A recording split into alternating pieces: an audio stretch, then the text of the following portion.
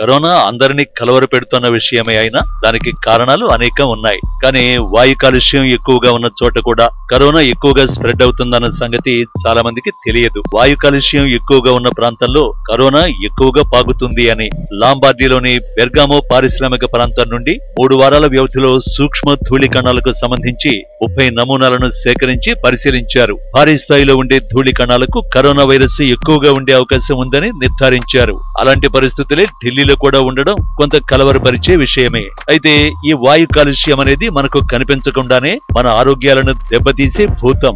వాయు కాలుష్యం వల్ల ఇంకా చాలా జబ్బులు మనల్ని బాధిస్తాయి.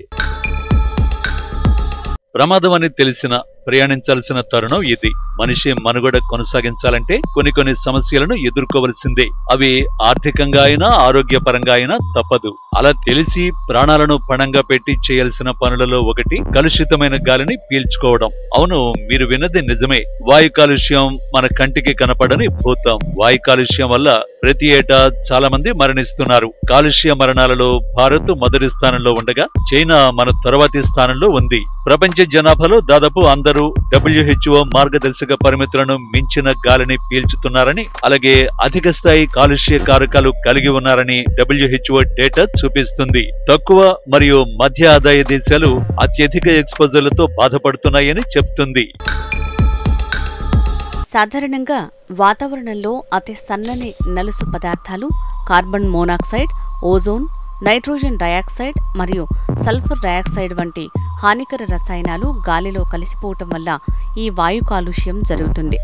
ఇండ్లలో కట్టెల పొయ్యి వాడటం, మోటార్ వాహనాలు, పరిశ్రమల నుంచి విడుదలయ్యే పొగ, అడవుల్లో వచ్చే మంటలు లాంటివి వాయు కాలుష్యానికి సాధారణ కారణాలు.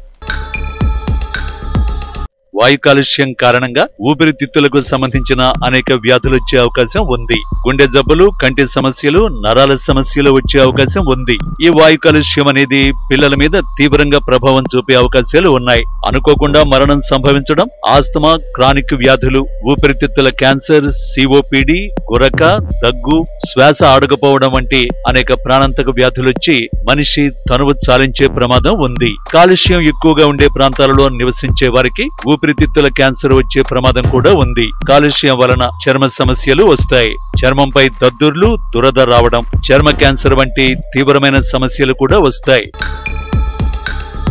వాయు కాలుష్యం ఎక్కువగా ఉన్న ప్రపంచ పట్టణాల్లోని పిల్లలు ఉబ్బసం, నిమోనియా, ఇతర శ్వాసకోశ సంబంధమైన జబ్బుల బారిన పడొచ్చు. వాయు కాలుష్యం వల్ల పిల్లలకు ఆటిజం అనేది అలవాటవుతుందని NCBI చెప్తుంది. ఆటిజం అంటే ఒక న్యూరలాజికల్ డిజార్డర్. పిల్లల ఇమ్యూనిటీలో తేడా వల్ల ఇది వస్తుంది. తమకు తామే ఒంటరిగా ఉండటం, స్పృహలో లేనట్లుగా, తమలో తామే ఏదో మైకంలో ఉండటం, ఎవరితోనూ ఎక్కువగా మాట్లాడకపోవటం లాంటివి చేస్తారు. పిల్లలు ఎక్కువ కాలం కాలుష్యం కారణంగా బాధపడుతుంటే వారికి ఆస్తమా వచ్చే అవకాశం కూడా ఉంది. బొగ్గు, పెట్రోల్, డీజిల్ బదులు సాంప్రదాయేతర ఇంధన వనరులను, అలాగే పవన శక్తి, సముద్ర వనరుల శక్తి వంటి వాటిని ఉపయోగించుకోవాలి. పరిశ్రమల నుంచి విడుదలయ్యే వ్యర్థాలను సాధ్యమైనంత వరకు రీసైక్లింగ్ చేసి పునర్వినియోగించుకోవాలి. అడవులను పెంచడమే కాకుండా వాటిని రక్షించుకోవాలి. గాలిలోని కాలుష్యాన్ని తగ్గించడంలో ఎయిర్ ప్యూరిఫైయర్ మంచి ఆప్షన్. గాలిలోని పొల్యూషన్ని ఫిల్టర్ చేసి మంచి గాలిని అందిస్తాయి. కాబట్టి ఎయిర్ ప్యూరిఫైయర్ వాడటం మంచిది.